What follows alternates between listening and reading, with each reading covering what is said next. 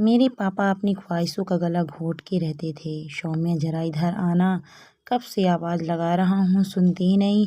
रंजना तुम भी तो आ जाओ ना और बताओ क्या क्या मेन्यू रखना है। भैया आप तो ऐसे चिंता कर रहे हैं जैसे सारा शहर बस आप ही की बेटी की शादी में खाना खाने वाले हैं। रंजना उनकी बहन ने कहा, हाँ भाई मेरी बेटी की शादी है तो सब कुछ लाजवाब होना चाहिए। एक ही तो ख्वाहिश थी मेरी कि मेरी बेटी जब इस घर से विदा हो तो ऐसे जाए कि लोग सालों साल याद रखें। पापा की बातें सुन सौम्या कोने में खड़ी भावुक हो रही थी कि तभी राहुल आया और बोला, दीदी आप यहाँ खड़े खड़े क्या सोच रही हो? अपने हिस्से के गोलगप्पे नहीं बताओगी? बस तीखी पानी पूरी से मुझे ही परेशान करना था तुम्हें। सौम्या सुनकर मुस्कुरा उठी, लेकिन कहीं न कहीं अंदर से वो ये जानती थी कि पापा ने इस दिन के लिए अपनी कितनी ख्वाहिशों का गला घोटा था। उसने देखा था पापा को रोज रोज तिल-तिल मरते हुए। सौम्या वहाँ से अंदर जाती है और शादी की तैयारियों में लग जाती है। वो अपनी बुआ के बहुत करीब थी क्योंकि वो छोटी सी थी जब एक दुर्घटना में उसकी माँ की मृत्यु हो गई थी। तब से उसकी बुआ ने ही उसे माँ जैसा प्यार दिया था। बुआ रंजना की शादी हुई थी लेकिन उनका बच्चा नहीं हो सकता था, इसलिए ससुराल वालों ने उनका साथ नहीं दिया और उनके पति की मृत्यु के बाद उनसे रिश्ता खत्म कर लिया। रंजना ने सौम्या और राहुल पर अपने बच्चों जैसी ममता ही लुटाई। बच्चे भी माँ समान बुआ का बहुत आदर करते थे। देखते देखते शादी का दिन आ गया और सौम्या मन ही मन प्रार्थना कर रही थी कि बस सब कुछ अच्छा हो जाए और उसके पापा की मेहनत सार्थक हो। उसके पापा ने सुबह से कुछ नहीं खाया था क्योंकि जब तक बेटी की विदाई नहीं हो जाती पिता उपवास रखता है। सौम्या जब तैयार होकर पार्लर से आई तो उसकी सहेली ने कहा, कुछ खा ले अभी बारात आने में टाइम है। तो सौम्या ने कहा, मेरे पापा भी तो सुबह से भूखे हैं, मुझे नहीं खाना। शादी की रस्में शुरू हो गई। कन्यादान की रस्म शुरू होने से पहले दूल्हा दुल्हन जब खाना खाने जाने लगे तो सौम्या ने देखा कि उसके पापा के पास उसके ससुर जी और बहुत सारे ससुराल वाले खड़े हैं।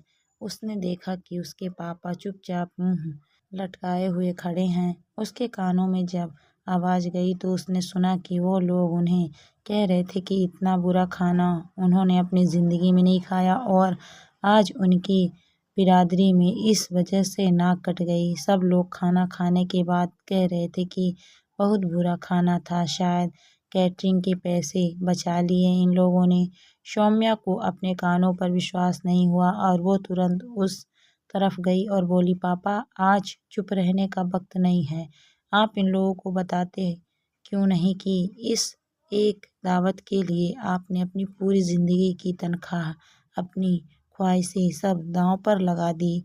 यहाँ तक कि हमारे जिद करने पर भी अपने ऊपर एक पैसे का खर्चा नहीं किया, सिर्फ इसीलिए कि मेरी बेटी की शादी की दावत ऐसी हो कि हर कोई उसे याद रखे। अमन ने सब सुन लिया था और वो बोला, सौम्या तुम रहने दो, किसी को सफाई देने की ज़रूरत नहीं है। अमन ने तरुण अपने दोस्त को आवाज़ दी और बोला कि यार खाना कैसा लगा तुझे? तो वो बोला, ऐसी दावत बहुत टाइम बाद खाई है। अमन ने कहा, पापा आपको ऐसा नहीं करना चाहिए था। आप ये क्यों नहीं समझते कि एक पिता अपना पूरा जीवन लगा देता है अपनी बेटी की शादी के लिए और वहाँ आने वाले लोग एक मिनट में फैसला कर लेते हैं कि इन्होंने खाना अच्छा सर्व नहीं किया।